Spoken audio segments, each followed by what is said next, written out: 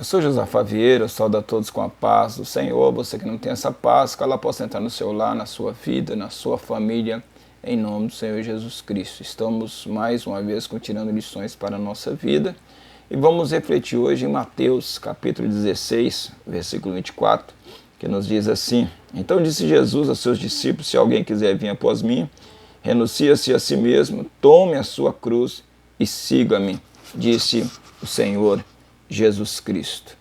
Que gostoso é ter uma comunhão com Deus, não é verdade? Nas minhas lutas, dificuldades, nós podemos sentir a presença do Senhor, a graça, a misericórdia, e muitas vezes ser tomado nos braços pelo Senhor Jesus e termos certeza dessa comunhão que nós um dia estaremos eternamente com o nosso Senhor. Mas como ter essa comunhão com Deus? Aqui neste texto o Senhor ele deixa para nós algumas lições. E a primeira lição que o Senhor deixa para nós aqui é negar-se a si mesmo. Se nós quisermos ter uma comunhão com Deus, nós precisamos negar a nós mesmos. Negar o quê? Primeiro os desejos da nossa carne. Em Gálatas capítulo 5, o apóstolo Paulo vai nos dizer da luta da carne contra o Espírito puxando-nos para fazer a vontade de Deus, para uma maior comunhão com o Senhor, e a carne, por sua vez, puxando para as coisas deste mundo. Nós precisamos vencer esses desejos, vencer a carne, vencer o pecado, vencer o mundo, para que nós possamos ter essa comunhão com o Senhor. Em Filipenses capítulo 2, o Senhor ele vai nos mostrar algo maravilhoso, porque o próprio Senhor Jesus Cristo, por amor a nós, ele negou-se a si mesmo. Filipenses 2, capítulo 6, vai nos dizer dessa maneira, vamos estar lendo, que sendo Jesus da forma de Deus, ele não teve por usurpação ser igual a Deus, mas aniquilou-se a si mesmo, tomando a forma de servo e fazendo semelhante a homem.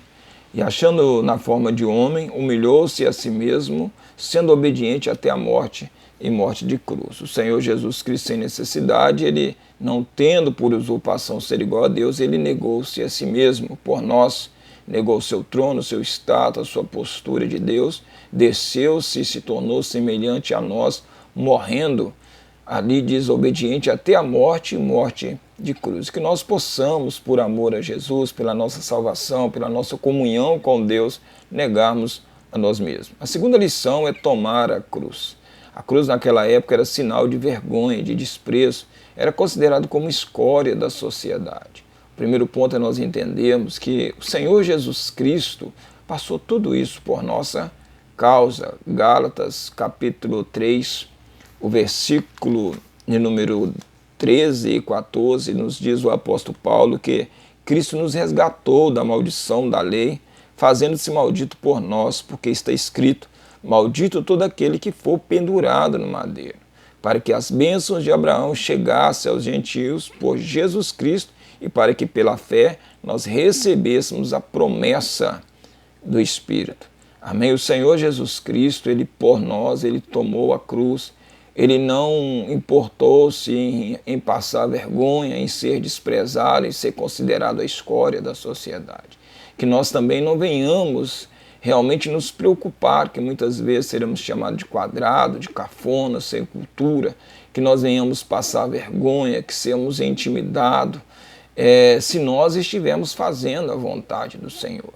A cruz é sinal de vergonha, é sinal de desprezo.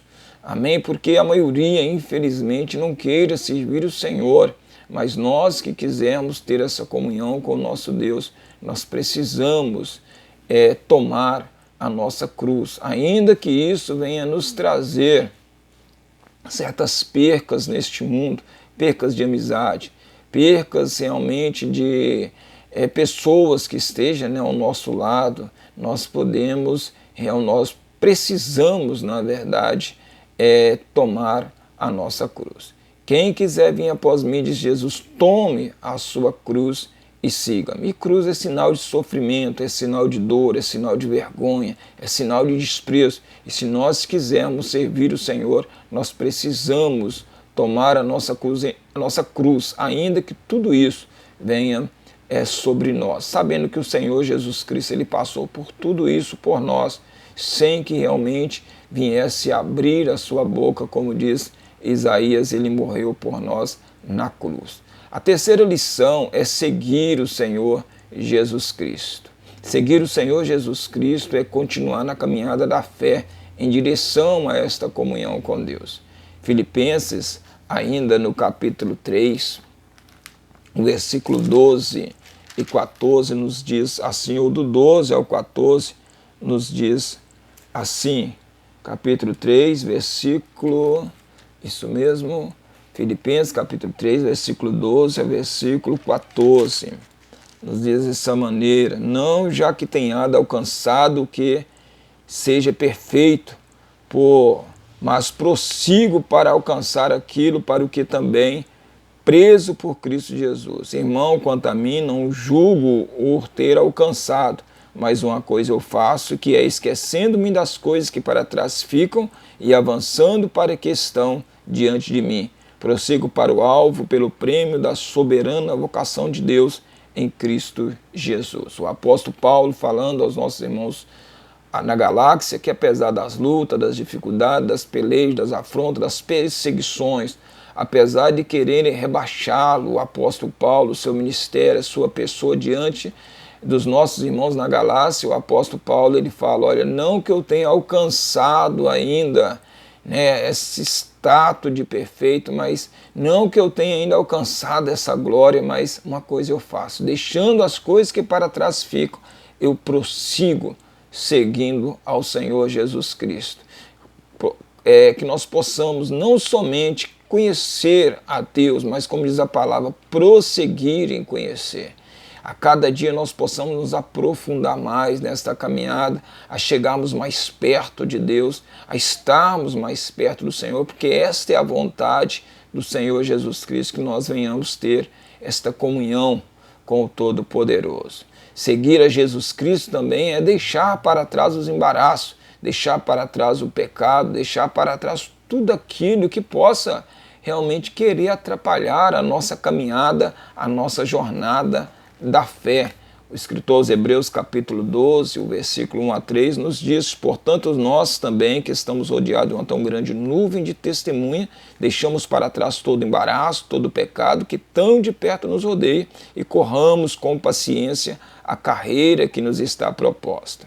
Olhando para Jesus Cristo, o autor e o consumador da fé, o qual pelo gozo que lhe estava proposto, suportou a cruz, desprezando a afronta e assentou-se à destra do trono de Deus. Considerai, pois, aquele que suportou tais contradição dos pecados contra si mesmo, para que não enfraqueçais, desfalecendo em vosso ânimo.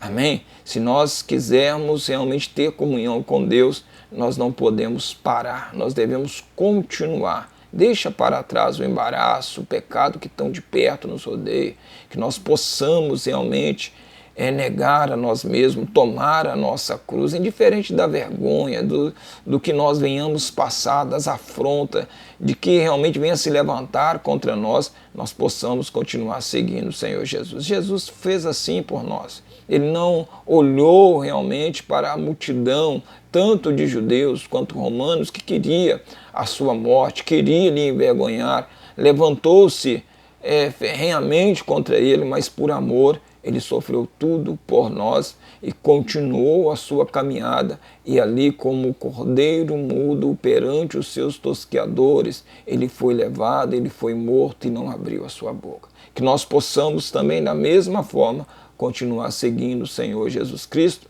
indiferente de qualquer coisa que venha se levantar contra nós. Lembrando, olha, Jesus Cristo sofreu, Jesus Cristo padeceu, tudo por nós ele fez. E nós também precisamos seguir os seus passos, seguir os seus exemplos, como diz o apóstolo Paulo em Filipenses, de sorte que haja em nós o mesmo sentimento que houve em Cristo Jesus, a mesma força, a mesma graça, a mesma virtude, a mesma unção. Por quê?